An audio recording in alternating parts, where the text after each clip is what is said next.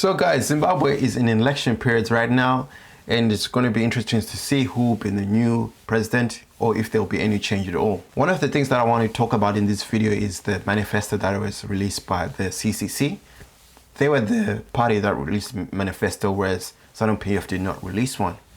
So the CCC's manifesto for Zimbabwe was quite interesting. I had a quick read of it. It was generally quite good. So I'm going to talk about some key issues which I had with the manifesto. So generally, I want to repeat, mostly the manifesto is good. I'm just going to point out some of the key issues that probably they could have tweaked and maybe said it in a different way or changed their thinking in a different way. So number one of the things that was mentioned in the manifesto was that they want Zimbabwe to become debt-free. In terms of general economics, no country is actually debt-free, or most countries have some level of debt. It depends what that level of debt is to that GDP. Having debt is not a problem in itself. It's all about whether the debt is productive and whether the debt is sustainable.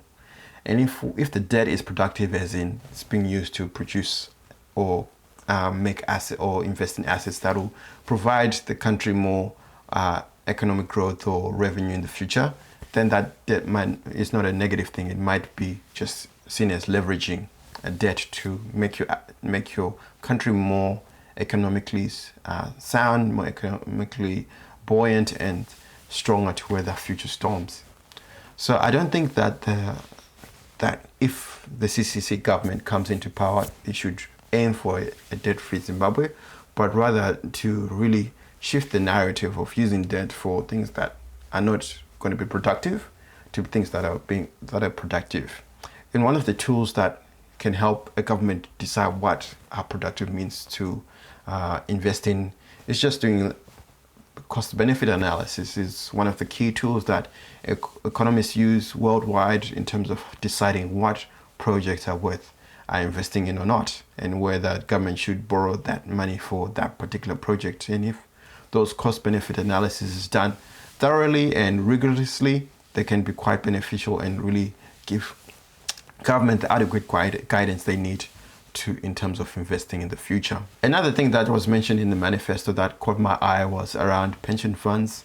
One of the things that they wanted to is reintroduce defined benefit schemes, which is a pension fund where there's a formula that's calculated and then the government or public sector pays according to that formula. One of the issues with that is that this is a very old way of doing pension funds. Most countries are trying to move away from that because of the aging population issue, causing those countries to end up almost being financially burdened by trying to pay for pensions because the working age population is aging out. So there's more old people than people who are working. So there's no balance in that because those defined benefit schemes rely on younger workers sort of funding the retirement of people who have people who have left the workforce. So I think it's a very old idea, and I know the justification for that they put it in that for. I know the justification for a defined benefit scheme for them was have a tool that's like a sovereign wealth fund that will enable the government to be able to invest in infrastructure and other key assets that are needed in the country to rebuild the economy. But you don't necessarily need to do that. I think they can set up a separate sovereign wealth fund based on the minerals that are extracted from Zimbabwe. A lot of exports from Zimbabwe are raw minerals. So if they can put some sort of tax, royalty tax or the like, and establish a sovereign wealth fund, they can achieve that aim without having to do a defined benefit scheme.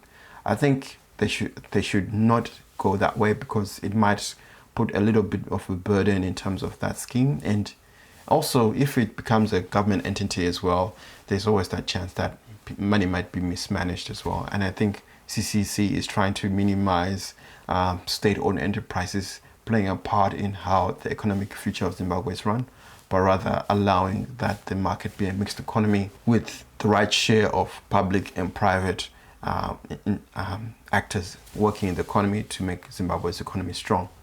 So really, those are just two nitpicks from me, but I think the overall manifesto by this opposition, overall the manifesto by the CCC sounds really good, and it'll be interesting to see if they do get into power. It'll be interesting to see if they do fulfill their manifesto. So we'll be watching this space to see how the Zimbabwean election. We'll be watching this space to see how Zimbabwe's election turns out. And I'll see you guys in my next video. Bye.